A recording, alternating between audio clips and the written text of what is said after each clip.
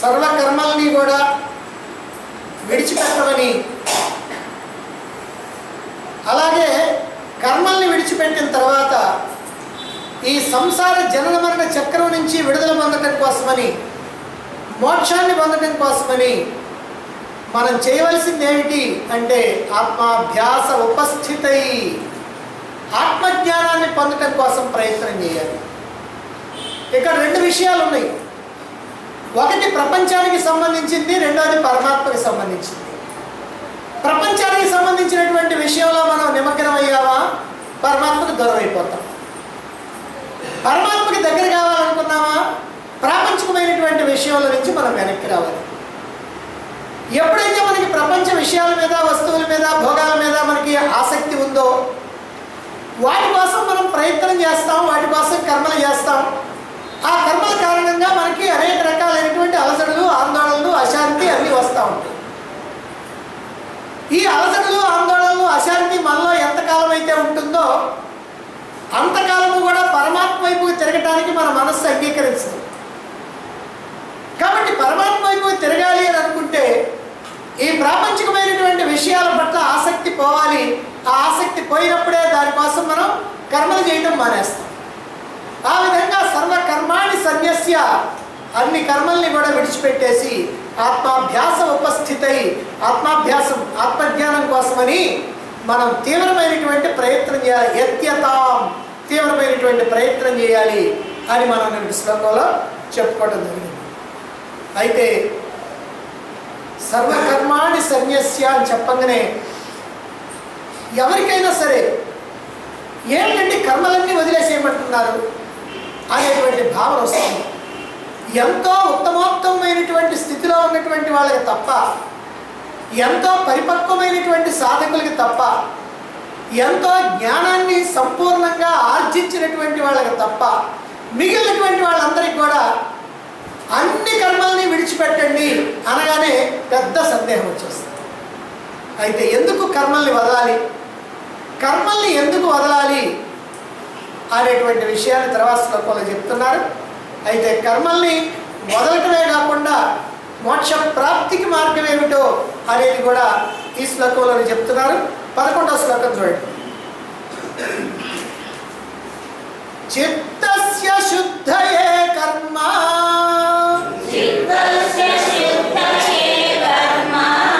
నతు వస్తూపలబ్ధయే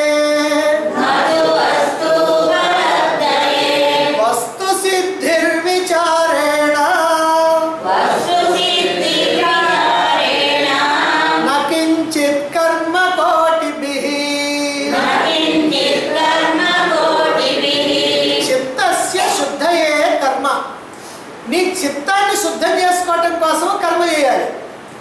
కర్మలు ఎందుకు చేయాలంటే చిత్తశుద్ధి కోసమే కర్మలు చేయాలి.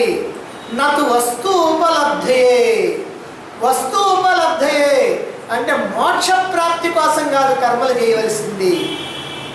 మోక్ష ప్రాప్తి కోసం కర్మలు చేయాల్సిన పని లేదు.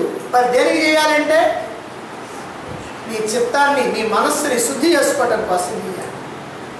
వస్తు సిద్ధి విచారేణ, వస్తు సిద్ధి ఆ మోక్షం కనుక కావాలి అని అంటే విచారేణ, ఆత్మవిచారణ ద్వారా మాత్రమే సాధ్యమవుతుంది.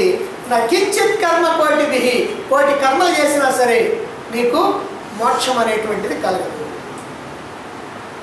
కాబట్టి ఇక్కడ ఎంతో స్పష్టంగా మనకు ఒక మాట చెబుతూ ఉన్నారు. కర్మల్ని ఎందుకు వదలాలి, కర్మల యొక్క ప్రయోజనం ఎంతవరకు, కర్మల వల్ల చిత్తశుద్ధి కలుగుతుంది. ఆ చిత్తశుద్ధి కోసం కర్మలు చేయాలి, మోక్షం కోసం కాదు. మరి మోక్షం కావాలంటే ఆత్మవిచారణ ద్వారా మాత్రమే మోక్షము.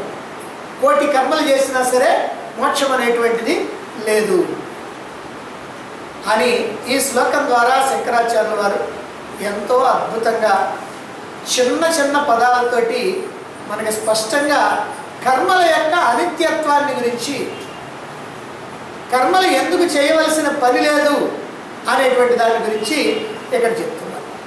కాబట్టి కర్మలు చిత్తశుద్ధి కోసం పనికొస్తాయే కానీ మోక్ష ప్రాప్తికి కాదు. మోక్ష ప్రాప్తి కనుక కావాలంటే ఆత్మవిచారణ వల్లనే సాధ్యమవుతుంది, కానీ కోటి కర్మలు చేసినా కూడా మోక్ష ప్రాప్తి లేదు. ఇక్కడ కర్మల్ని గురించి ప్రధానంగా మనకి చెప్పాల్సి వచ్చింది, అంటే నచ్చ చెప్పాల్సి వచ్చింది. ఎందుకంటే అంతకుముందు కర్మలన్నీ విడిచిపెట్టమని అన్నారు కనుక. సర్వకర్మల్ని వదిలేయండి అని చెప్పారు ఇంతకుముందు శ్లోకంలో. సర్వకర్మాణి సన్యస్య, అన్ని కర్మల్ని విడిచిపెట్టండి అన్నారు. ఆ మాట వినగానే చాలామందిలో సందేహం కలుగుద్ది. సందేహమే కాదు, ఏమిటండి ఇలాంటి వాళ్ళు ఏదో సన్యాసులు కాబట్టి వాళ్ళు వదిలిపెడతారు, కానీ గృహస్థులైనటువంటి వాళ్ళ మాకెట్లా కుదురుద్ది అనేటువంటి సందేహం ఖచ్చితంగా వస్తుంది. కర్మల్ని వదలటం చాలా తెలివి తక్కువ పని అని కొందరు భావించి వాటినే పట్టు కూర్చుంటారు. కర్మల్ని అన్నింటినీ వదిలేయమన్నారు కదా అని అన్నింటినీ వదిలేసి సోమరిపోతులై కొంతమంది కూర్చుంటారు. అది తప్పే, ఇది తప్పే. కర్మలు వదలమన్నారు కాబట్టి వాళ్ళు ఏదో బుద్ధి తక్కువగా అన్నారు, వాళ్ళు ఏదో తెలియకన్నారు, నేను ఎందుకు వదిలేస్తాను అని అనుకోవటము తప్పే. వదిలేయమన్నారు కనుక అన్నీ వదిలేసి సోమరిపోతులాగా కూర్చోవటము తప్పే. అంటే ఈ రెండు కూడా తప్పే. మరి మనం ఏం చేయాలి, ఎలా చేయాలి, ఎందుకు చేయాలి అనేటువంటిది మనకి ఈ శ్లోకం ద్వారా శంకరాచార్యుల వారు మన సందేహాన్ని నివృత్తి చేస్తూ ఉన్నారు. ఈ కర్మలన్నింటినీ కూడా ఎప్పుడు వదలాలో కూడా మనకి చెప్తూ ఉన్నారు. నిత్య నైమిత్తిక కర్మలు ఉన్నాయి, వాటిని ఎట్లాగూ చేయాలి. నిత్య కర్మలు, ప్రతిరోజు మనం భోజనం చేస్తాం, ప్రతిరోజు నిద్రపోతాం, ప్రతిరోజు మన పనులేవో మనం చేసుకుంటాం, ప్రతిరోజు కాలకృత్యాలు తెచ్చుకుంటాం. ఇలా ప్రతిరోజు కూడా మనం చేసేటువంటి పనులు ఏవైతే ఉన్నాయో వాటిని నిత్య కర్మలు అని అంటారు. అలాగే అప్పుడప్పుడు చేసేటువంటి వాటిని నైమిత్తిక కర్మలు, అంటే ఆయా నిమిత్తంగా చేసి. ఏదైనా పండుగ వచ్చిందనుకోండి, అప్పుడు కొన్ని రకాలైనటువంటి పనులు చేయాల్సి వస్తుంది.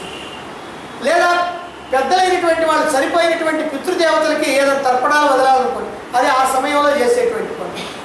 ఇట్లా మనకి అప్పుడప్పుడు చేయాల్సినటువంటి పనులు ఏవైతే ఉన్నాయో వాటిని నైమిత్తిక కర్మలు అన్నారు. ఈ నిత్య కర్మలు, నైమిత్తిక కర్మలు ఇవి అందరూ కూడా చేయవలసిందే. వాటి గురించి కాదు ఇక్కడ వదలమని చెప్తుంది. సర్వకర్మలు వదలండి అంటే నిత్య కర్మలు, నైమిత్తిక కర్మలు వదలమని కాదు.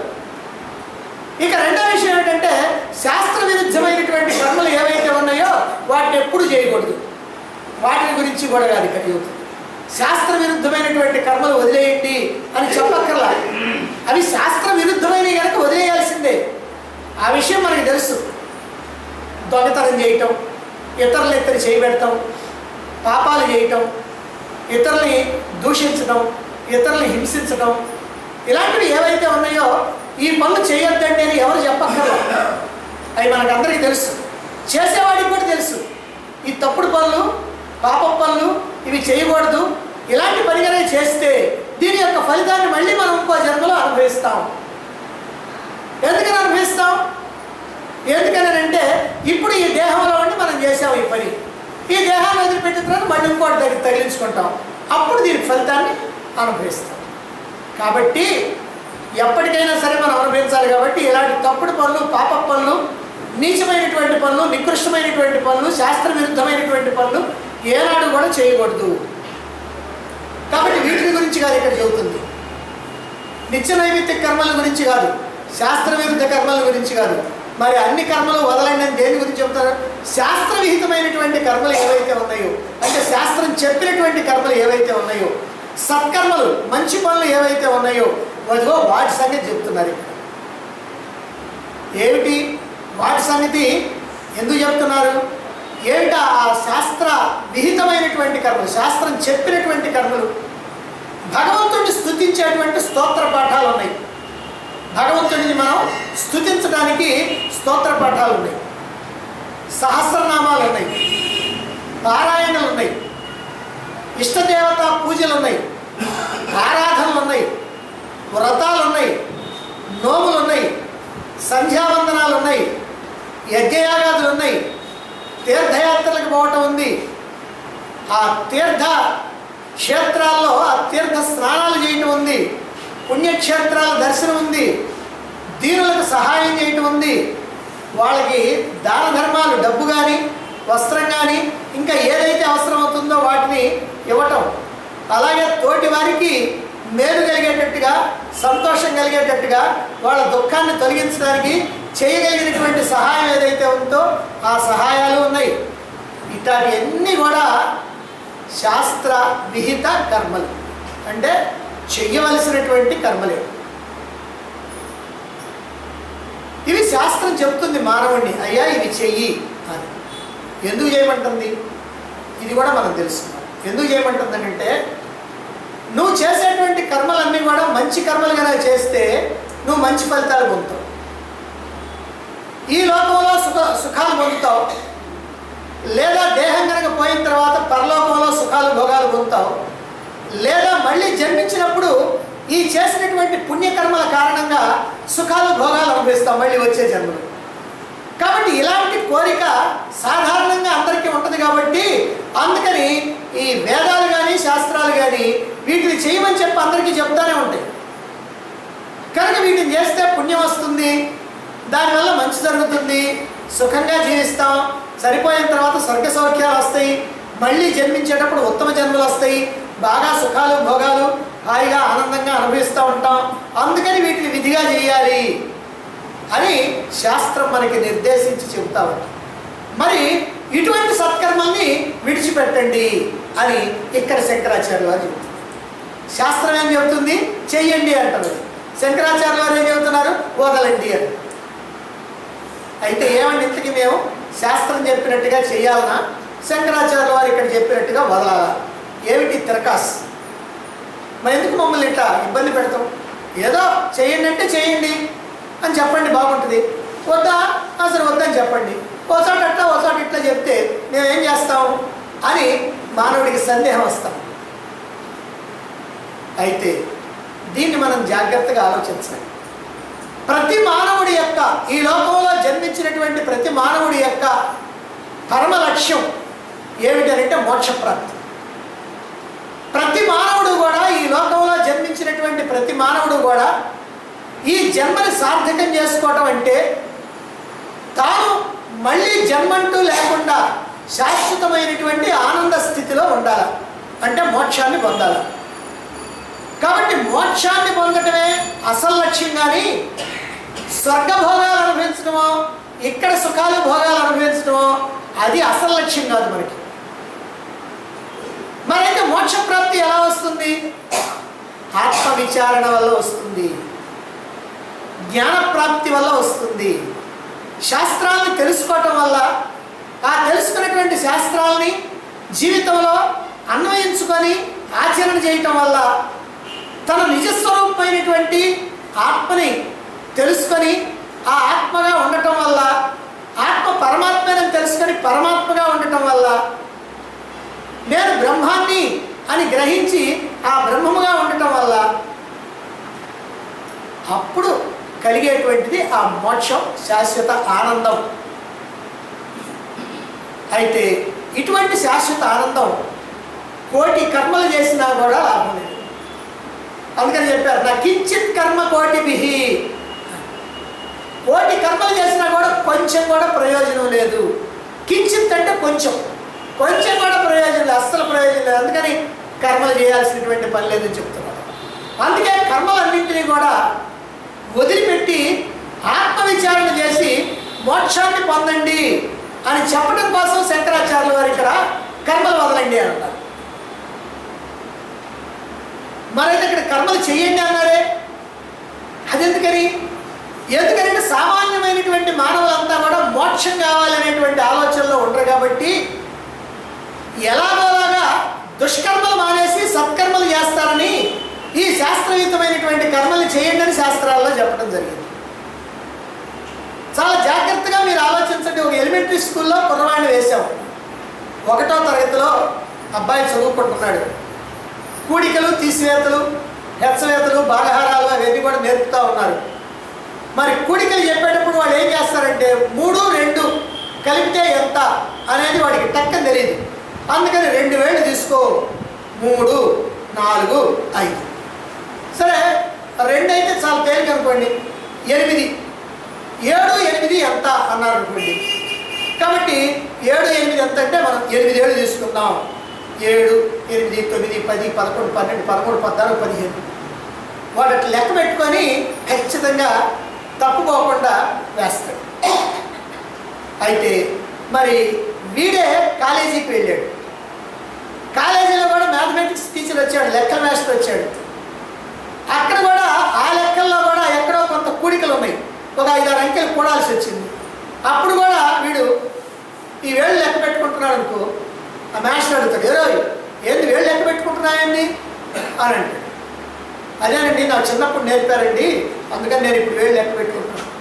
పిచ్చివాడ, వేళ్ళు లెక్క పెట్టుకోండి, ఇక్కడ కాలేజీకి వచ్చిన తర్వాత వేళ్ళు లెక్క పెట్టుకుంటావా అని ఆ లెక్చరర్ నవ్వుతాడు, చుట్టూ ఉన్నటువంటి స్టూడెంట్స్ కూడా నవ్వుతారు. నవ్వి చెప్తాడు, అరే ఈ వేళ్ళు లెక్క పెట్టుకోవటం వదిలేసేయి, ఏ దాంతో నీకు పని లేదు. ఎందుకని 7, 8 అనగానే 15 అని తెలుసు, 9, 3 అనగానే 12 అని తెలుసు, 4, 7 అనగానే 11 అని తెలుసు, తక్కువ మేము చెప్పేస్తాం. అంతేగాని ఇప్పుడు వేళ్ళు లెక్క పెట్టుకుంటే నవ్వుతారా ఎవరన్నా? ఇట్లా వేళ్ళు లెక్క పెట్టుకొని లెక్కన చేయాలంటే నీకు 3 గంటలు పట్టుద్ది, పరీక్షల్లో ఒక్క లెక్కే చేస్తావు అని చెప్పి వాడిని నవ్వి ఎగతాళి చేసి ఆ వేళ్ళు లెక్క పెట్టుకోవటం అనేటువంటిది వదిలేసేయి, అక్కర్లేదు అని చెప్తారు. అదేవిధంగా కర్మలు అనేటువంటివి, శాస్త్రవిహిత కర్మలు అనేటువంటివి ప్రారంభ దశలో చేస్తారు. ఎవరైనా సరే, ఎవరైనా చెయ్యాలి. ఎందుకంటే మొట్టమొదటి కోరికలతోటి సుఖాలు భోగాలు అనుభవించాలని, స్వర్గలోకానికి వెళ్ళి అక్కడ సుఖాలు భోగాలు అనుభవించాలని, ముందు ముందు మంచి జన్మలు పొందాలని ఆ ఆలోచనలు ఉంటాయి అందరికీ కూడా. ఆ ఆలోచనలు ఉంటాయి కాబట్టి దానికోసమని కర్మలు చేయాలి, దానికోసం చేయాలి కర్మలు. అలా చేసినప్పుడు కొంతకాలం సంతోషం వస్తుంది, సుఖం వస్తుంది. అప్పుడప్పుడు అయ్యో అనవసరంగా చేశామే, అనుకున్నది రాలేదే అని అనిపిస్తుంటుంది. ఒక్కొక్కప్పుడు ఆ కోరిక నెరవేరకపోతే దుఃఖం వస్తూ ఉంటుంది. అందువల్ల సంతోషం వస్తుంది, దుఃఖం వస్తుంది, అనవసరంగా చేశామని అనిపిస్తుంది, అన్నీ వస్తాయి. ఇలా వచ్చినప్పుడు ఏమవుతుందంటే మనసులో అలసడి, ప్రశాంతత ఉండదు, మనసు అట్లా స్థిరంగా ఉండదు. సంతోషం వస్తే అట్లా పైకి దొంగుద్ది, దుఃఖం వస్తే అట్లా కుంగిపోద్ది. ఇట్లా మనస్సు ఆ సమస్థితిని కోల్పోతుంది. ఆ సమస్థితిని కోల్పోయేటప్పటికీ అలజడులు, ఆందోళనలు, అశాంతి, వీటన్నిటితోటి మన మనస్సు బాధాకరంగా తయారవుతుంది. కాబట్టి ఈ కర్మల్ని ఏమీ తెలియనప్పుడు ప్రారంభంలో చేసావు, కానీ నీవు చిత్తశుద్ధి కోసం అని చెప్పి కర్మలు చేయాలి. కాబట్టి కర్మల్ని చేసే విధానం ఏమిటి అని అంటే, ఈ కర్మల్ని నువ్వు ఇప్పటివరకు ఏ కర్మలు అయితే చేస్తున్నావో ఆ కర్మల్ని, ఆ పూజా పునస్కారాలని, ఆ నోములు, ఆ వ్రతాలు, వాటినే, ఆ దాన ధర్మాలు ఏవైనా కానీ వాటిని ఎలా చేస్తావంటే, నాకేదో కావాలి అనేటువంటి ఆలోచన లేకుండా నా మనస్సు ప్రశాంతంగా ఉండాలి అనేటువంటి ఆలోచనతో చేయి. అంటే ఏ కోరిక లేకుండా, ఏ రకమైనటువంటి ఫలాసక్తిని కోరకుండా నువ్వు ఆ కర్మలు కనుక చేసినట్లయితే, నిష్కామంగా కనుక కర్మలు చేసినట్లయితే, లేదా భగవదార్పణ బుద్ధితో భగవంతుడు నాకు ఈ దేహాన్ని ఇచ్చాడు, నాకు ఈ డబ్బు ఇచ్చాడు, కాబట్టి వీటిని నేను భగవంతుడికే సమర్పిస్తాను, కాబట్టి భగవంతుడికి నేను దాసుడిగా ఉండి అదిగో ఆయనకే నా జీవితాన్ని అర్పిస్తా అనేటువంటి భావనతో అలాగైనా చేయొచ్చు, కోరికలు లేకుండా చేయొచ్చు. ఇలా చేసినట్లయితే అప్పుడు చిత్తశుద్ధి కలుగుతుంది. కనుక అలా కొంతకాలం చిత్తశుద్ధి కలిగేటట్టుగా మనం కనుక ఈ కర్మలు కనుక చేసినట్లయితే, ఈ నిష్కామ కర్మలు కనుక చేస్తూ ఉన్నట్లయితే, ఆ చిత్తశుద్ధి వల్ల ఏమవుతుందంటే మనసుకి ప్రశాంతత ఏర్పడుతుంది. చిత్తశుద్ధి వల్ల మనసుకి ప్రశాంతత ఏర్పడుతుంది. మనసుకి ఎప్పుడైతే ప్రశాంతత ఏర్పడిందో బుద్ధి బాగా సూక్ష్మంగా ఉంటుంది. బుద్ధి ఎప్పుడైతే సూక్ష్మంగా ఉందో అప్పుడు ఈ శాస్త్రం చెప్పేటువంటి విషయాలన్నింటినీ కూడా జాగ్రత్తగా గ్రహించగలిగేటువంటి నేర్పు వస్తుంది. అందుకనే మన చిత్తశుద్ధిని, మొట్టమొదటి చిత్తశుద్ధిని చెప్పేది దేనికేనంటే శాస్త్రాన్ని అవగాహన చేసుకోవడం. శాస్త్రం ఎందుకు అవగాహన చేసుకోవాలి? మోక్షాన్ని పొందాలి అంటే శాస్త్రం తెలియాలి. మోక్షాన్ని పొందాలంటే ఆత్మవిచారణ చేయాలి. ఆత్మవిచారణ చేయాలంటే ఆత్మ గురించి శాస్త్రం ఏం చెప్పిందో మనకి తెలియాలి. మరి అది కనుక తెలియాలి అంటే, అది కనుక అర్థం కావాలి అంటే మన బుద్ధి సూక్ష్మంగా ఉండాలి. బుద్ధి సూక్ష్మంగా ఉండాలంటే మనసు ప్రశాంతంగా ఉండాలి. మనసు ప్రశాంతంగా ఉండాలంటే మనం నిష్కామ కర్మల్ని ఆచరిస్తూ ఉండాలి.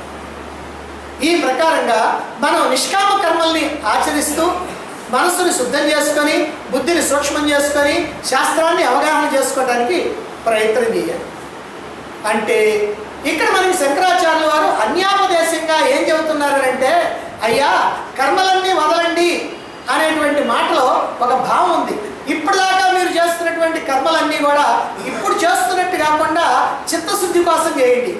చిత్తశుద్ధి ఎప్పుడైతే కలిగిందో ఏ కర్మలతో మీకు పని లేదు. కాబట్టి కర్మలు వదిలేయండి అని అంటే చిత్తశుద్ధి కలిగితే కర్మలు వదిలేయండి. చిత్తశుద్ధి కలగలేదా, కలిగేదాకా కర్మల్ని చేస్తూ ఉండండి.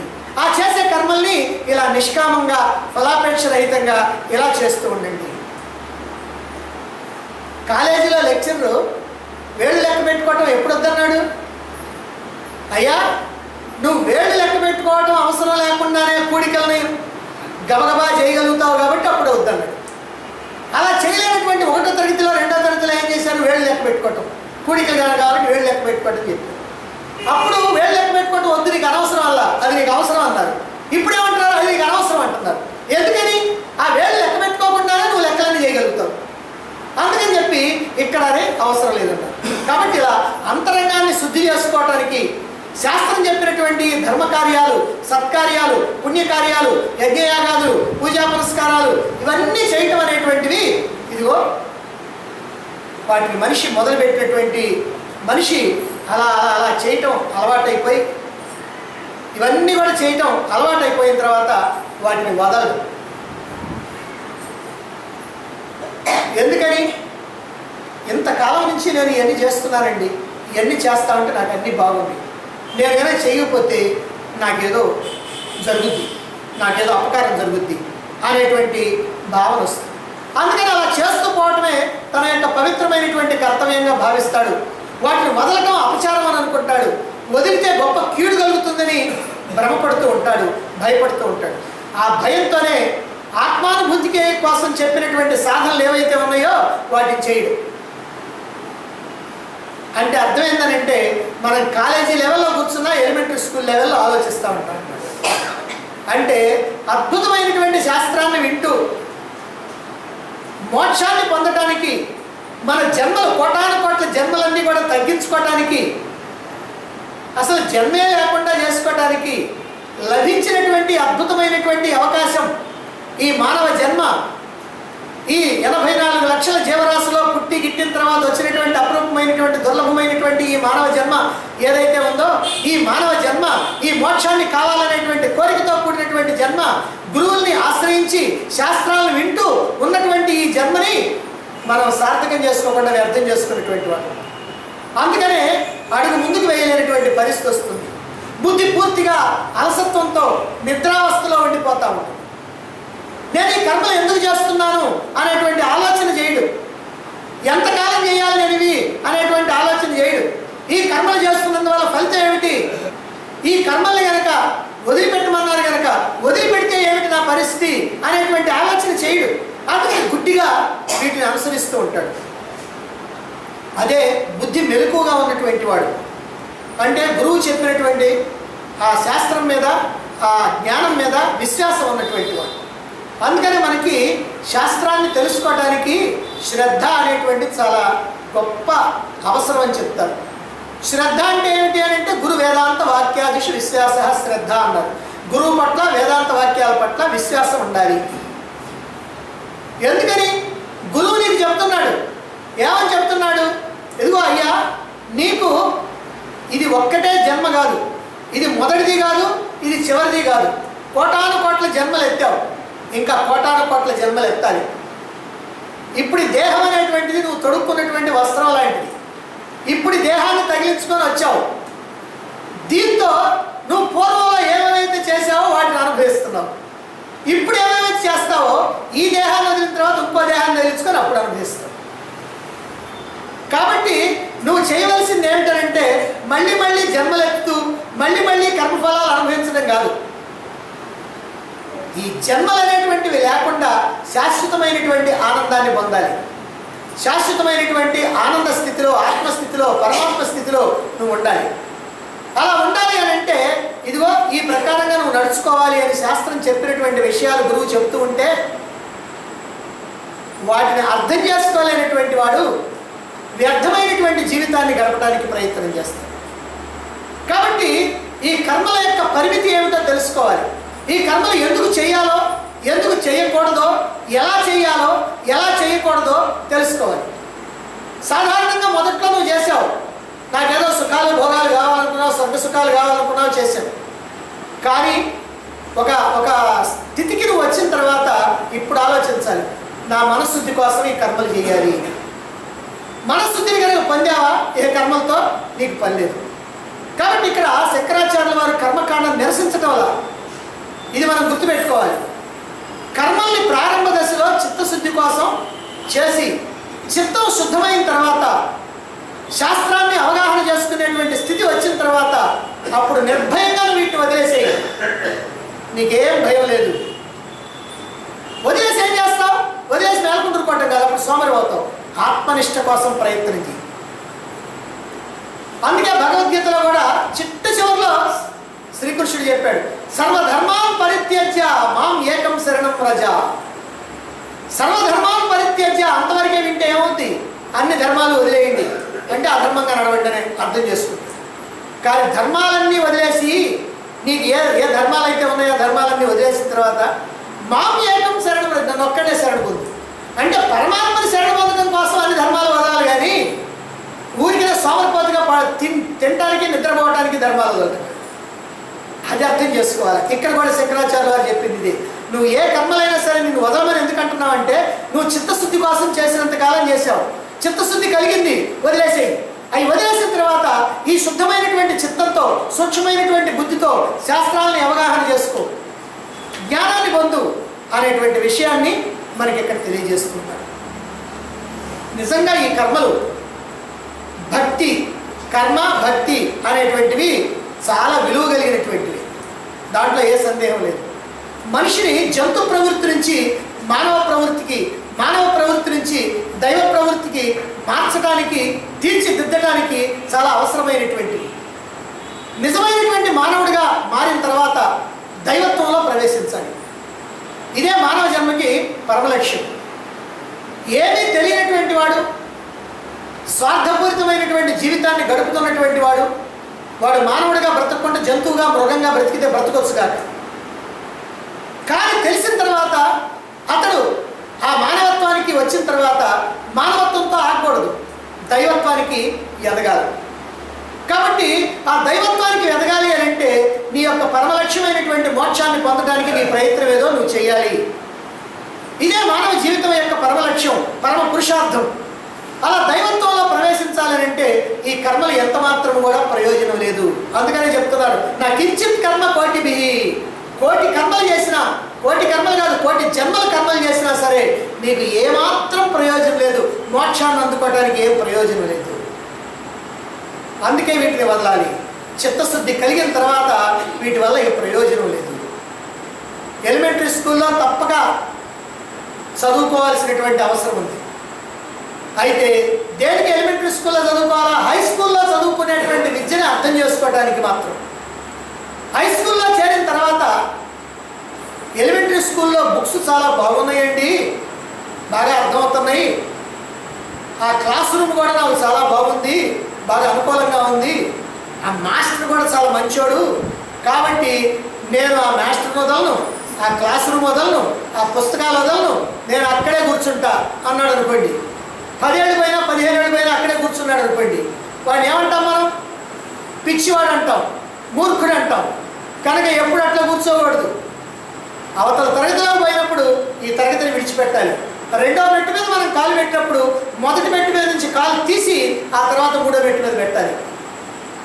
ఆ మూడో మెట్టు మీద కాలు పెట్టినప్పుడు రెండో మెట్టు మీద నుంచి తీసి నాలుగో మెట్టు మీద పెట్టాలి. ఇలా పెడితేనే వాడు అందుకోవాల్సినటువంటి ఆ పై స్థానానికి, ఆ అంతస్తుకి వెళ్ళగలుగుతాడు. అలా లేక ఏమండి ఈ మెట్టు చాలా మంచిదండి, దీని మీద నా పాదం పెట్టాను, నా పాదం ఏమైనా సరే నేను తీయనంటే ఏమవుతుంది? వాడు అక్కడే ఉంటాడు.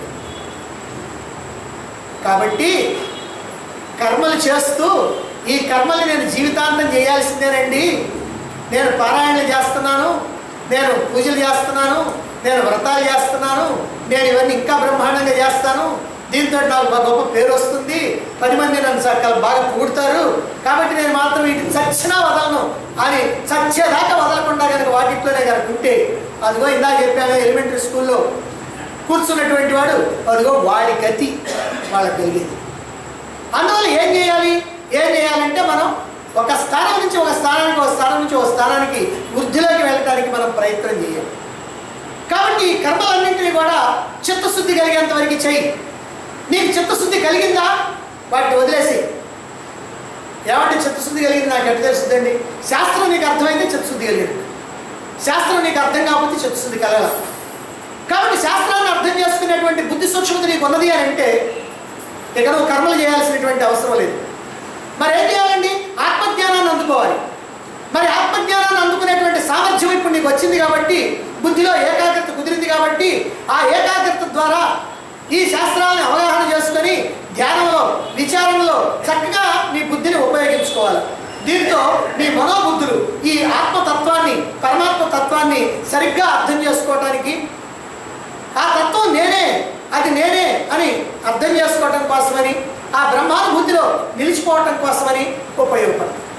కాబట్టి ప్రతి మానవుడి యొక్క జీవితం సార్థకం చేసుకోవటం అని అంటే ఏంటి? తానెవరో తాను తెలుసుకొని తానుగా ఉండటం.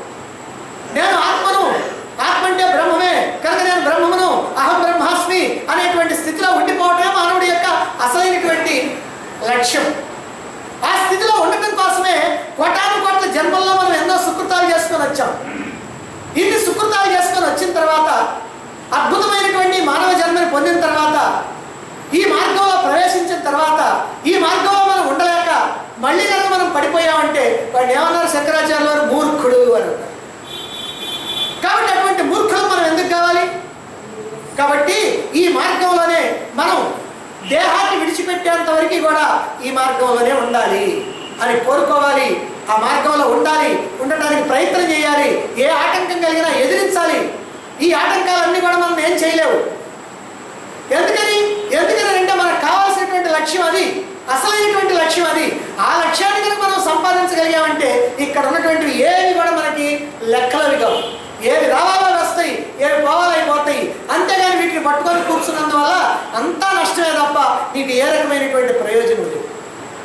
కనుక ఎంత గొప్పవైనా, ఎంత పవిత్రమైనటువంటివైనా, ఎంతటి ప్రయోజనాన్ని కలిగించేటువంటివైనా సరే ఈ కర్మలు అనేటువంటివి ఆత్మానుభూతికి ఏమాత్రం పనికిరావు. కర్మ కోటి కర్మలైనా సరే ఇవి ఏ రకంగా కూడా నీకు సహాయపడలేవు అని గట్టిగా ఢంకా బజాయించి చెప్పటంలో ఆచార్య శంకర్లు ఏమాత్రం కూడా సంశయించడం లేదు. ఇది వివేక చూడమణిలో ఉన్నటువంటి ప్రధానమైనటువంటి విషయం. ఏమాత్రం రాజీ పట్టలేదు, వాటిని నిర్ద్వందంగా ఖండిస్తూ ఉన్నారు. మరైతే కర్మలు కోటి కర్మలు చేసినా ముక్తిని ఇవ్వమంటున్నారు కదా. కర్మలు ముక్తిని ఎందుకు ఇవ్వండి? ఇన్ని కర్మలు చేస్తే, ఇన్ని మంచి పనులు చేస్తే, ఇంతకాలం చేస్తే, ఇంత జన్మంతా చేస్తూ ఉంటే, నేను ఏ రకమైనటువంటి దురుద్దేశం లేకుండా ఇంత మంచి కర్మలు చేస్తుంటే మోక్షం నాకు ఎందుకు రాదు అనేటువంటి దానికి సమాధానంగా తర్వాత శ్లోకం చెప్తున్నారు. 12వ శ్లోకం చూడండి. సమ్యక్ విచారత సిద్ధా రజ్జు తత్వావధారణ భ్రాంత్యోదిత మహాసర్ప భయ దుఃఖ వినాశిని. సమ్యక్ విచారత, సరైనటువంటి ఆత్మవిచారణ. సరైనటువంటి ఆత్మవిచారణ సిద్ధ వల్లనే, సరైనటువంటి ఆత్మవిచారణ చేయటం వల్లనే రజ్జుతత్వ అవధారణ, త్రాడులో ఊహించబడినటువంటి పాము, త్రాడులో ఊహించబడినటువంటి భ్రాంత్యోదిత మహాసర్ప, భ్రాంతి చేత కల్పించబడినటువంటి ఆ సర్పం కలిగించేటువంటి భయ దుఃఖ వినాశిని. ఈ భయము దుఃఖము అన్నీ కూడా పోతాయి. తాడులో పాముని ఊహించుకుంటాం. ఆ ఊహించుకోవటం ఎందుకంటే చీకటి కాబట్టి, భ్రాంతి వల్ల.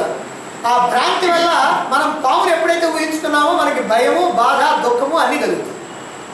మరి ఇవన్నీ ఎప్పుడు పోతాయి? సమ్యక్ విచారణ. చాలా జాగ్రత్తగా నీకెవరైనా స్నేహితుడు కానీ ఎవరైనా కానీ ఉంటే, లేకపోతే ఏదైనా లైట్ వెలిగితే, లేదా నువ్వే జాగ్రత్తగా చూస్తే, నువ్వంత భయపడకుండా పరుగులు తీయకుండా అసలు అది ఏమిటి, అది నిజంగా పామేనా కాదా అని అట్లా జాగ్రత్తగా చూస్తే చివరికి నీ భయం కాస్త తీరిపోద్ది, నీ దుఃఖం కాస్త తొలగిపోద్ది.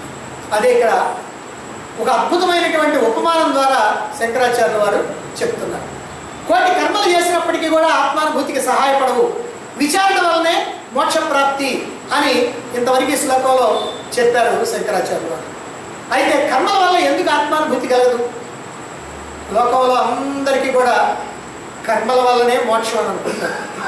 కారణం ఏమిటంటే మోక్షం అంటే స్వర్గం అని, మోక్షం అంటే స్వర్గం అనుకుంటారు. ఆ స్వర్గ భోగాలు అనుభవించడమే మోక్షం అనుకుంటారు. అందుకని కర్మల వల్ల మోక్షం.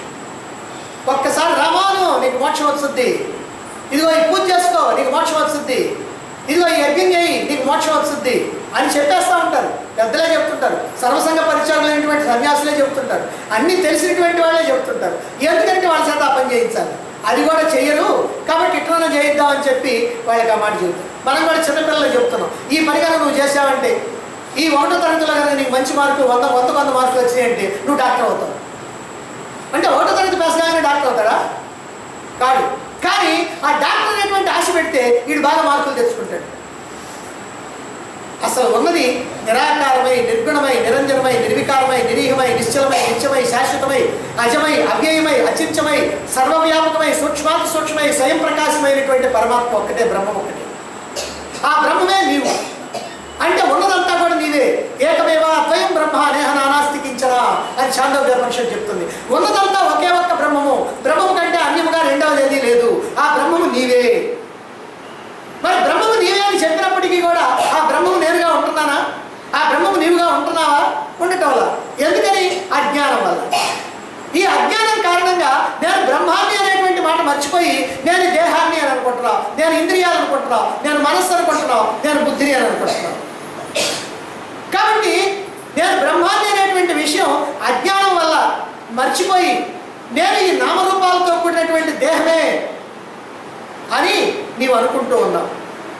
నీకన్నా అన్యమైనటువంటిది, అన్యులైనటువంటి వాళ్ళు ఎన్నో ఉన్నాయని అనుకుంటా ఉన్నావు. ఎందుకని? ఈ దేహం నేను అనేటప్పటికీ నాకు ఎదురుగా ఎన్నో దేహాలు కనపడతా ఉన్నాయి. ఈ దేహం నేను అనేటప్పటికీ నాకు ఎదురుగా అనేకమైనటువంటి వస్తువులు కనపడతా ఉన్నాయి. కానీ నేను దేహం కాదు, నేను ఆత్మని అని అనుకుంటే అన్నీ ఆత్మ. కాబట్టి అన్నీ నేనే అవుతా, నేనే అన్నీ అవుతా, అన్నీ నేనే అవుతా.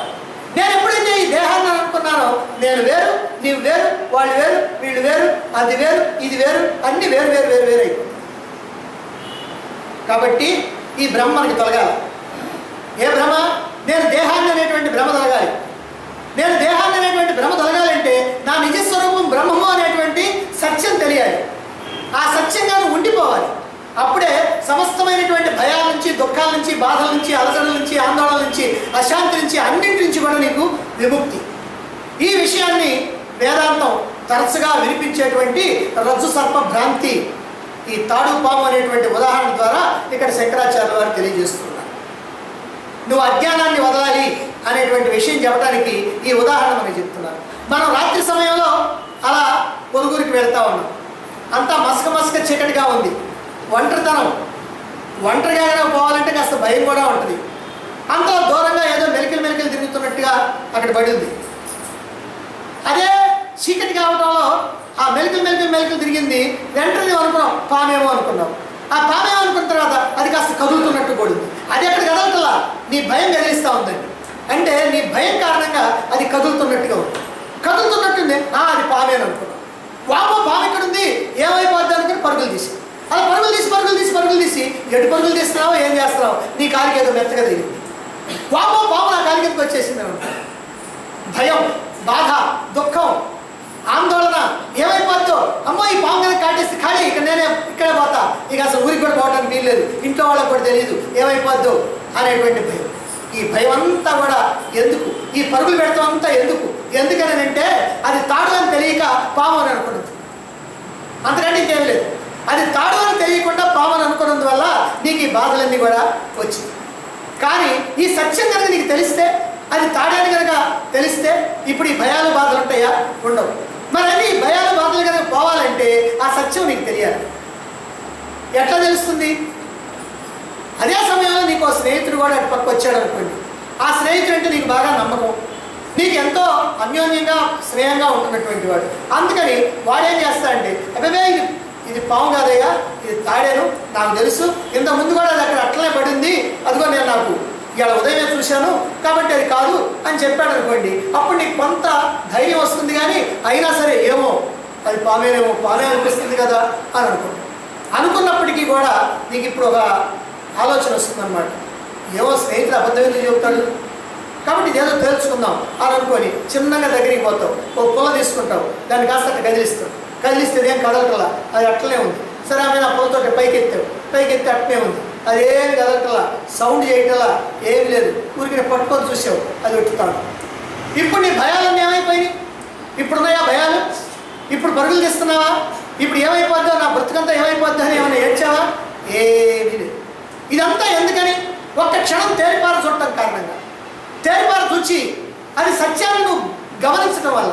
ఇంతవరకు నువ్వేం చేసావనంటే అది పామని అనుకున్నావు, కానీ నిజంగా అది తాడు కనుక ఇప్పుడు ఆ భ్రమ కాస్త పోయింది, సత్యం ఏమిటో తెలిసింది. తెలిసేటప్పటికల్లా నీకున్నటువంటి భయము, బాధ, దుఃఖము అన్నీ కూడా పోయింది. కాబట్టి సర్పభ్రాంతి ఎప్పుడైతే తొలగిపోయిందో ఈ భయం, ఆ భ్రాంతి వల్ల వచ్చినటువంటి భయము, దుఃఖము, బాధ అన్నీ కూడా తొలగిపోయినాయి. కనుక సర్వ దుఃఖాల నుంచి విముక్తి కలిగించేటువంటి మార్గం ఏమిటి అని అంటే సత్య దర్శనం. సత్యాన్ని దర్శిస్తే చాలు, అన్ని భయాల నుంచి తొలగిపోయి. కాబట్టి మన యొక్క నిజస్వరూపం ఆత్మ అయితే నామరూపాలతో కూడినటువంటి మనోబుద్ధులతో కూడినటువంటి జీవుడిగా, అహంకారంగా మనం భ్రమపడుతూ ఉన్నాం. దానితోనే మనకి బాధలు, దుఃఖాలు, ఆశలు, కోరికలు, అలజడులు అన్నీ కూడా వచ్చేస్తాం. ఈ కోరికలు తీర్చుకోవడానికి కర్మలు చేస్తున్నాం. కర్మలు చేస్తే ఆ కర్మ వల్ల ఆ కర్మఫలం వస్తూ ఉంది. సరే దాన్ని అనుభవిస్తున్నావు, మళ్ళీ కొత్త కోరిక పుట్టింది, దానికోసం మళ్ళీ కర్మలు చేస్తూ ఉంటాం. అయితే ఒక్కోసారి మళ్ళీ నీకు దుఃఖం రావచ్చు. ఎందుకంటే నువ్వు అనుకున్నది రాక, అనుకున్న దానికి వ్యతిరేకంగా వచ్చి దుఃఖం వస్తుంది. ఆ దుఃఖం వచ్చినప్పుడు దాన్ని తప్పించుకోవడం కోసం మరొక కర్మ చేస్తాం. ఈ ప్రకారంగా ఈ కర్మలలో మనం ఇరుక్కుపోతూ ఉంటాం. అందువల్ల నేను దేహాన్ని కాదని, నేను ఆత్మనని, నేను జీవుణ్ణి కాదని, నేను పరమాత్మ స్వరూపాన్నని ఎవడైతే గ్రహిస్తాడో అదిగో అటువంటి వాడికే సమస్తమైనటువంటి దుఃఖాలు తొలగిపోతాయి. అయితే ఆ భావం ఎలా వస్తుంది? నేను ఆత్మనని. సామాన్యంగా అందరికీ ఆ భావం ఉంటుందా? ఎవరికి ఉండదు. ఎవరికి ఉంటుంది? శాస్త్రాన్ని తెలుసుకునేటువంటి వాళ్ళకి ఉంటుంది, సద్గురువుని ఆశ్రయించినటువంటి వాళ్ళకి ఉంటుంది. శాస్త్రాన్ని శ్రవణం చేసి మననం చేస్తూ ఉంటే ఆ భావన స్థిరపడతా ఉంటుంది. శాస్త్రం అని అంటే ఇక్కడ వేదాలు, ఉపనిషత్తుల సారమైనటువంటి భగవద్గీత, ఇదిగో ఈ ఆధ్యాత్మిక గ్రంథాలు, ఇలాంటి వాటిని కనుక తెలుసుకున్నట్లయితే మన యథార్థ స్వరూపం ఏమిటో మనకి తెలుస్తుంది. అలా తెలియాలి అని అంటే ఖచ్చితంగా నువ్వు శాస్త్రాన్ని తెలుసుకోవాలి. శాస్త్రాన్ని తెలుసుకోవాలి అని అంటే ఓ సద్గురువు నీకు లభించాలి. సద్గురువు లభించడమే కాదు, ఆయన మీద నీకు ఒక విశ్వాసం కలగాలి. ఆయన నీకు హితుడు కావాలి, ఆయన ఆప్తుడు కావాలి. అది కాక నువ్వు పామును అనుకొని భయపడతా ఉన్నప్పుడు నీకు ఒక స్నేహితుడు వచ్చాడు. అదే ప్రకారం ఇప్పుడు కూడా ఈ సంసార దుఃఖాలకి నీకు కూడా ఒక ఆప్తుడు కావాలి. అతడే నీకు గురువు. అతని మీద నీకు నమ్మకం కలగాలి, విశ్వాసం కలగాలి. అలా కలగాలంటే నువ్వు అతనికి సన్నిహితంగా మెలగాలి, ఆయన యొక్క సేవ చేయాలి, పూజించాలి, ఆయన యొక్క అనుగ్రహం పొందాలి. అప్పుడు ఆయన చెప్తాడు, అయ్యా నువ్వు దేహానివి కాదు, నువ్వు జీవుడివి కాదు, నువ్వు ఆత్మవి.